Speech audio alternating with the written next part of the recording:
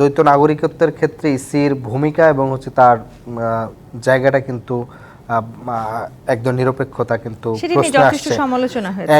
জামাত এনসিপির পক্ষে গিয়ে কাজ করছে, এটা আসলে জাস্ট রাজনৈতিক বলার জন্য বলেছে।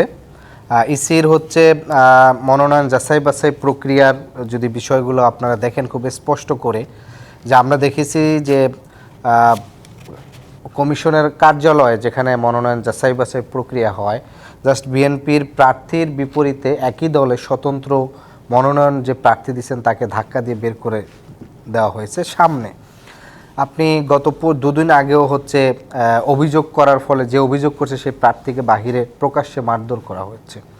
তো এই যে হচ্ছে নিজের দলেরই বিদ্রোহী কিংবা কেউ যদি স্বতন্ত্র নির্বাচন করে, সেখানে দল মনোনীত প্রার্থী যদি সক্ষমতা থাকে সে কিন্তু তাকে মারধর করা, সরাসরি সামনে ধাক্কা দেওয়া, কিন্তু সেক্ষেত্রে এইসব প্রার্থীর বিরুদ্ধে কোনো ধরনের ব্যবস্থা নিচ্ছে না।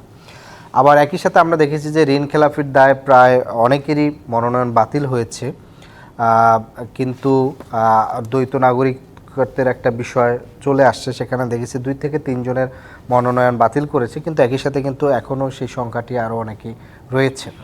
তো ফলে এই যে ধরেন দ্বৈত নাগরিকত্বের ক্ষেত্রে ইসির ভূমিকা এবং হচ্ছে তার জায়গাটা কিন্তু একদম নিরপেক্ষতা কিন্তু প্রশ্ন আসছে। সমালোচনা হয়েছে। একেবারে শুধু সেটি নয়, আপনি দেখবেন যে যেদিন বিশেষ করে গতকালকে সর্বশেষ যে জায়গাটা হচ্ছে যে মনোনয়নের আপনার ইসিতে একটা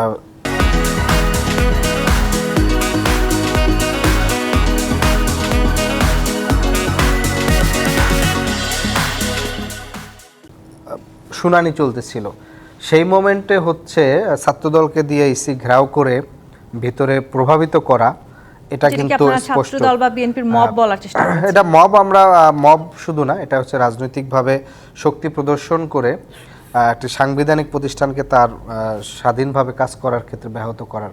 নীলুফার চৌধুরী মনি, আপনারা রাজনৈতিক শক্তি প্রদর্শন করছেন, আপনারা এসিতে গিয়ে মব করছেন। সবচেয়ে বড় একটি অভিযোগ এই মুহূর্তে আরিফুল ইসলাম আদিব করেছেন যে মিডিয়া পরিবর্তন করছে বিএনপি।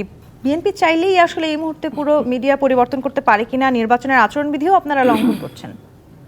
যারা বলছে তারা নির্বাচনের আচরণবিধি লঙ্ঘন করছে না। যে আমার ছোট ভাই যে কথা বললো, সে নিজেই ইলেকশনে দাঁড়িয়েছে, সে কি ইলেকশনের প্রচারণায় যাচ্ছে না?